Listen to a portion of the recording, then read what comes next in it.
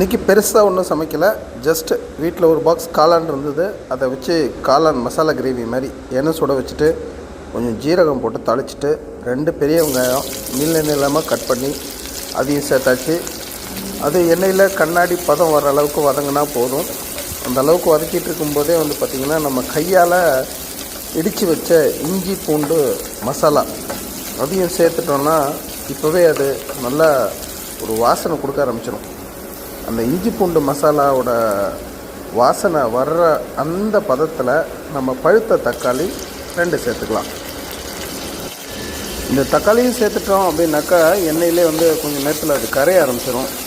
அந்த பருவத்தில் தான் அடுத்தடுத்து நமக்கு தேவையான அந்த மசாலாஸ்லாம் சேர்த்துடணும். முதல்ல உப்பு சேர்த்தோன்னா இந்த தக்காளி கரையிறதுக்கு அது ரொம்ப உதவியாக இருக்கும். கொஞ்சம் நேரத்தில் தக்காளி குழஞ்சி வந்துடும். அதுக்கப்புறம் மஞ்சள் பொடி, நான் மிளகா பொடி சேர்த்துருக்கேன். காஷ்மீரி மிளகா பொடி 2 ஸ்பூனு, 1 ஸ்பூன் மல்லிப்பொடி சேர்த்துருக்கேன். அவ்வளோதான் இதுக்கு மசாலா, வேறு எதுவும் கிடையாது.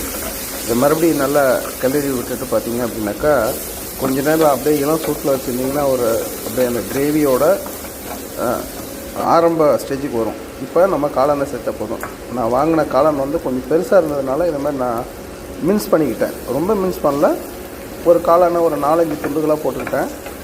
அதை இந்த நம்ம அந்த கிரேவி பதத்தில் வர்றதுக்காக இதை மாதிரி கிளறி விட்டுட்டு தண்ணி ஊற்றிடக்கூடாது.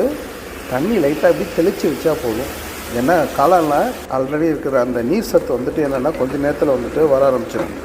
அதிலே இந்த காளான் வெந்துடும். அடுத்த ஒரு 5 நிமிஷத்துலேருந்து 7 நிமிஷம் இளம் சூட்டில் வச்சுருந்திங்கனாலே அந்த கிரேவி பதத்துக்கு வந்துடும். எய்தர் நம்ம இதை கிரேவியாகவும் யூஸ் பண்ணலாம், இல்லை செமி ட்ரையாகவும் யூஸ் பண்ணலாம், இல்லை ஃபுல் ட்ரையாகவும் யூஸ் பண்ணலாம். செஞ்சு பாருங்கள்.